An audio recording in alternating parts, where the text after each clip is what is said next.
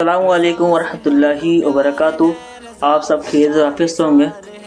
आज हम इस वीडियो पर रिएक्शन देने वाले हैं और आप बताना कि आपको ये वीडियो कैसे लगा। चलो स्टार्ट करते हैं। को तोड़ने वाला अमल है, शिर्क को खत्म करने वाला अमल है। और आपको एक बात ये भी बता दूं, हुजूर अकरम सल्लल्लाहु तआला अलैहि वसल्लम की विलादत जिस दिन हुई थी, पूरी कायनात में बहुत कुछ तब्दीलियां आई थी, जो सही रिवायात में मौजूद हैं। बहुत तब्दीलियां आई थी। अरब उस वक्त जो रेगजार था, सहरा था, सब्जा देने लग गया, बारिशें बराबर होने लग गई। अरब में आज भी बारिश नहीं होती है, साल में 2-4 बार बारिश के खतरात गिर गए, अलग बात है। मौसम बाज़ाब्ता जैसे बारिश का यहाँ होता है, नहीं होता।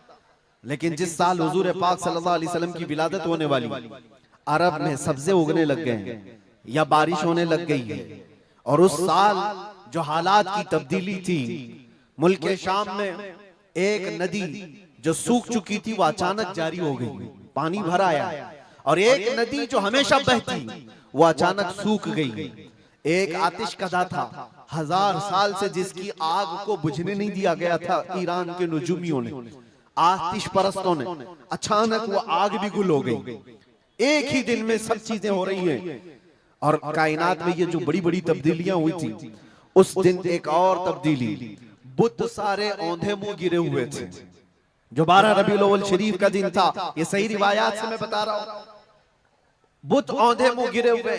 लेकिन एक बहुत बड़ा मसला हुआ था, जिसकी तरफ इमाम अहले सुन्नत फाजिल बरेलवी रहमतुल्लाह ताला अलैह अपने शेर में इशारा करते हुए फरमाते हैं, क्या एक बहुत बड़ी तब्दीली ये हुई थी कि मुल्क फारस का जो बादशाह है किसरा, उसका किला इतना मजबूत था कि उसकी हिफाजत के लिए 1 लाख फौजी खड़े रहते थे, सिर्फ किले की हिफाजत के लिए। और वो किला इतना मजबूत कि उनका दावा था, उनका चैलेंज था कि इसको कोई तोड़ नहीं सकता, इसको मिटा नहीं सकता। लेकिन 12वीं शरीफ का दिन या सुबह के वक्त अचानक किले के अंदर जलजला आया और दीवार फट गई। और ऐसी फटी कि उसमें से एक आदमी जा सकता है, आ सकता है। आज भी वो शक्शुदा दीवार के साथ किला मौजूद है इराक में, जिसको किलातुल किसरा कहा जाता है आज भी।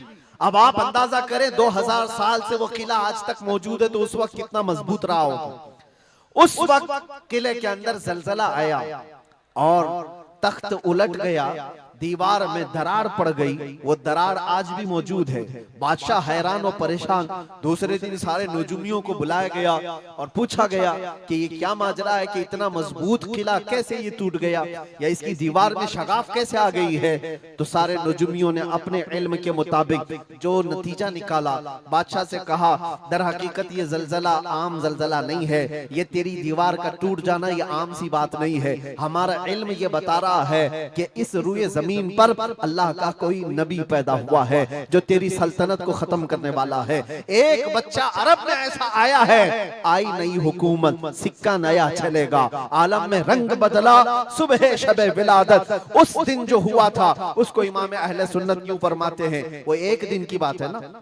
हुजूर की विलादत हुई, फारस के किले में क्या हुआ, जलजला आया। हुजूर की विलादत इधर मक्का में हुई और मुल्क फारस में जलजला आया और किले के अंदर दरार आई। अब सुनो, आला हजरत कहते हैं, हश्र तक डालेंगे हम पैदाइश मौला की धूम, यानी कयामत तक हम रसूलुल्लाह की मिलाद का जिक्र धूमधाम से मनाएंगे। इसका असर क्या होगा, फारस में तो देखा था किले में जलजला आ गया था, हुजूर के पैदाइश के जिक्र से ही किला हिल गया था।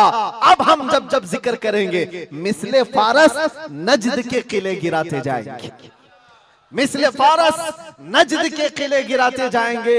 आज जिन लोगों के किले गिरते हैं या हिलते हैं, वो जिक्र मुस्तफा से ही गिरते हैं, लेकिन उसका हमें कुछ असर नहीं होना चाहिए। खाक हो जाएं अदू जलकर, मगर हम तो रजा, दम में जब तक दम है जिक्र उनका सुनाते जाएंगे। अजीजा ने गिरामे वक़ार, मैं बहुत छोटे से वक्त के लिए आपके पास आया हूं, लेकिन एक अजीम मैसेज देकर के कि मिलाद मुस्तफा सल्लल्लाहु अलैहि वसल्लम के मौके पर सारे सुन्नियों को यह चाहिए कि सिर्फ झंडे लगाने और कुमकुमे लगाने और बड़े बड़े नारे लगाने से ही ईद मिलादुन नबी का आप एहतमाम नहीं कर रहे हो, बल्कि हर सुन्नी आशिक रसूल को चाहिए कि वो इस मौसम में नहीं